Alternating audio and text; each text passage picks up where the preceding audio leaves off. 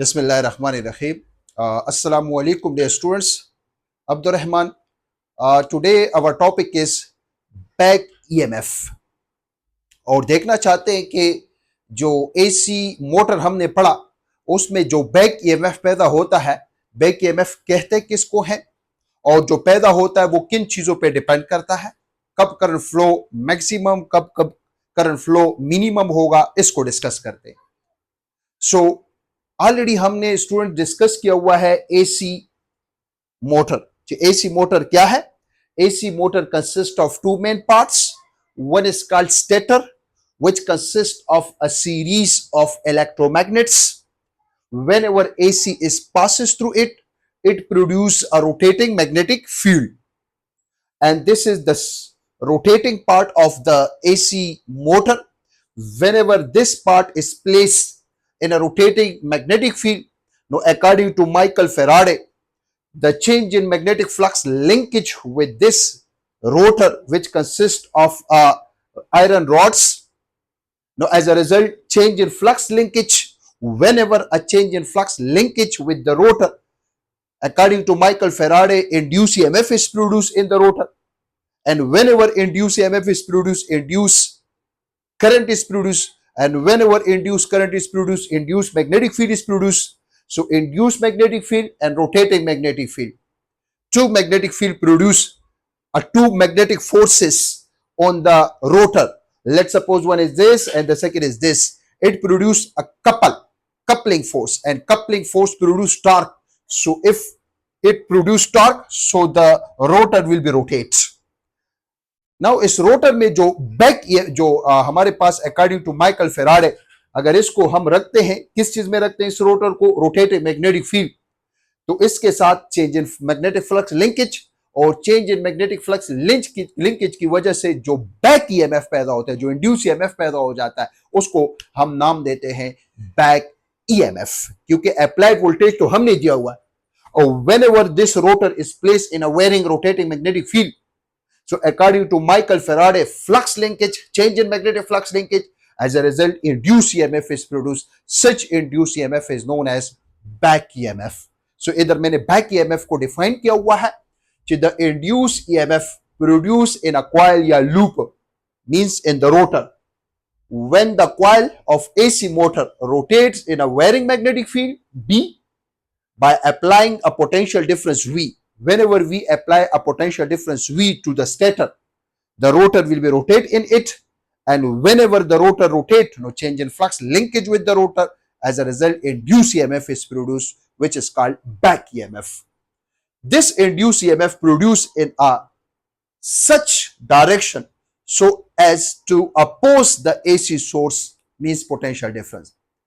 इसमें जो according to Michael Faraday जो वोल्टेज पैदा हो जाता है, जो EMF पैदा हो जाता है, तो लेंज़ेस लॉ के मुताबिक वो इस तरह डायरेक्शन में पैदा हो जाता है कि अप्लाइड वोल्टेज को क्या करेगा? अपोज करेगा. अपोज का मतलब है डिक्रीज को इंक्रीज करेगा और इंक्रीज को डिक्रीज करेगा. दोबारा सुने, अगर हम इसको, इस रोटर को वेरिंग मैग्नेटिक फील्ड में रख लें, no according Michael Faraday, change in magnetic flux linkage with the rotor, as a result induced EMF is produced and such induced EMF is called back EMF.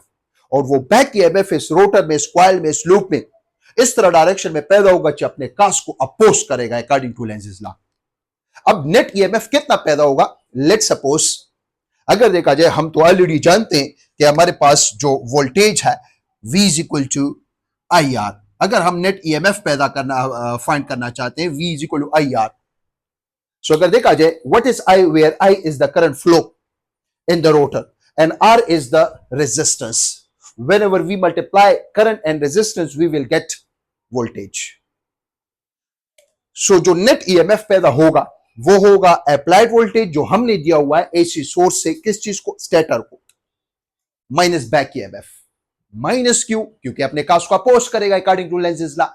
So net EMF is equal to, which is equal to V, which is equal to IR, is equal to applied voltage, हमने जो voltage दिया हुआ है इस coil को V, minus जो back EMF पैदा हुआ वो है E. अगर हम करंट को फाइंड कर लें, सो जो करंट होगा वो हमारे पास होगा इंड्यूस करंट, वो होगा हमारे पास, या टोटल करंट, नेट करंट जो होगा वो हमारे पास होगा. आर को इधर शिफ्ट कर ले, applied voltage minus back EMF divided by R is equal to the net current flow. अब यहां पर तीन केसेस स्टूडेंट्स हम डिस्कस करते हैं which is very very important, specially MCQs के लिहाज से और कंसेप्चुअल क्वेश्चन के लिहाज से इंतहाई इंपॉर्टेंट है। जैसे आप बटन ऑन करते हैं पंखे का, या जैसे आप बटन ऑन करते हैं वॉशिंग मशीन का, या जैसे आप बटन ऑन करते हैं वाटर पंप का, या जैसे आप बटन ऑन करते हैं जूसर मशीन का, ये सारे मोटर्स है। जैसे आप बटन ऑन करते हैं मोटर का, when the motor just start, so the back EMF is zero. क्यों? जैसे आप, क्योंकि बटन को जैसे आप ऑन करते, सो रोटर तो अभी रोटेट ही नहीं किया। जब रोटर ने अब ये रोटेट ही नहीं किया तो इसका मतलब है कोई किसी किस्म का बैक ईएमएफ पैदा नहीं होगा। सो नेट करंट जो होगा वही अप्लाइड वोल्टेज की वजह से जो करंट होगा। No, according to this formula I is equal to V minus back EMF क्या होगा? वो जीरो होगा एट द स्टार्ट। जैसे आप बटन को ऑन करते हैं तो स्टार्ट में no change in flux linkage with the loop, no back EMF. So इसका मतलब है V minus zero V by R. तो अगर देखा जाए करंट है किस चीज का? इन दो पोटेंशियल के difference divided by R is equal to current. अगर ये जीरो हो जाए so the current flow will be maximum, क्योंकि I is equal to the ratio of the potential difference divide by R. जब बैक ईएमएफ जीरो होगा start में, so the current flow to the fan is maximum.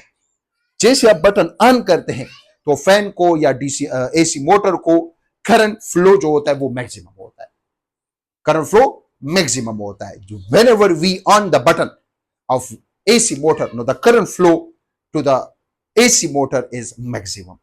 लेकिन थोड़ी देर बाद ये जो coil है ये रोटेट करेगा। when the coil rotate, no change in magnetic flux linkage with the coil, as a result EMF is produced which is called back EMF. Second case जो कि मैंने इधर डिफाइन किया हुआ है, जो when the motor speed up, जैसे आप बटन को ऑन करते थोड़ी देर बाद जैसे मोटर स्पीड अप होता है तो ये जो रोटेटिंग कॉइल है ये हमारे पास रोटेट कर रहा होता है, इसके साथ change in magnetic flux link up हो रहा होता है, तो एज अ रिजल्ट ईएमएफ पैदा हो रहा होता है। अब देखिए ये जो बैक ईएमएफ है, इधर मैंने एरो का निशान लगाया हुआ है। एरो का निशान ये बता रहा है कि आहिस्ता आहिस्ता ये जो बैक ईएमएफ है ये इंक्रीज हो रहा है।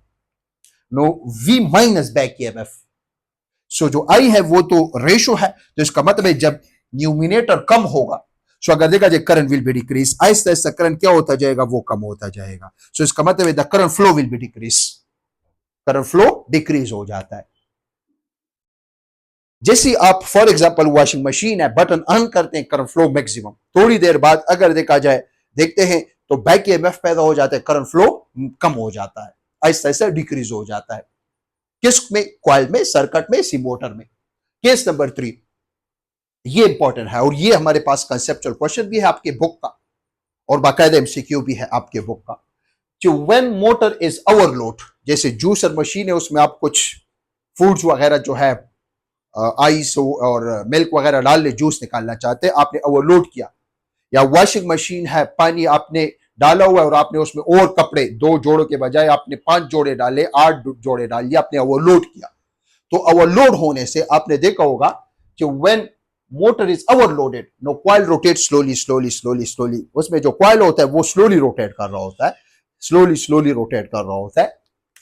The back EMF is decrease, क्योंकि जब ये रोटर कॉइल स्लोली रोटेट कर रहा होता है, no change in magnetic flux linkage कम हो जाता है, तो बैक ईएमएफ कम हो जाता है। So again I is equal to V minus EMF by R. तो बैक ईएमएफ क्या हो जाता है स्टूडेंट्स? वो कम हो जाता है। जब बैक ईएमएफ कम हो जाता है, no I is equal to V minus back EMF by R. Back EMF कम तो करंट फ्लो क्या हो जाता है स्टूडेंट्स? वो इंक्रीज हो जाता है। The current flow is increase. और जब करंट फ्लो इंक्रीज हो जाता है तो अक्सर आपने देखा होगा कि आपका जो वॉशिंग मशीन है वो हीट अप हो जाता है, जल जाता है, खराब हो जाता है ओवरलोड से। सही है, ओवरलोड से जब एक जोड़े के बजाय आपने 5 जोड़े डायरेक्ट डाल दिए तो वो जो रोटर होता है, जो कॉइल होता है, जो लूप होता है, उसका रोटेशन कम हो जाता है। तो बैक ईएमएफ कम, current flow, net current flow maximum हो जाता है। तो जब नेट करंट फ्लो मैक्सिमम हो जाता है तो जो मोटर होता है वो हीट अप हो जाता है, खराब हो जाता है, जल जाता है। या आपने अक्सर जो है जूसर मशीन देखा होगा, उसमें अक्सर जो है हम जूस वगैरह जो है जब निकालते हैं तो लेट सपोज आपने बनानास, दूध, सही खजूर वगैरह डाल लिए, बाजू का जो है वो रोटेट कर रहा होता है, बाजू का लोग क्या कर लेते हैं, आइस वगैरह उठा लेते हैं और उस जूसर में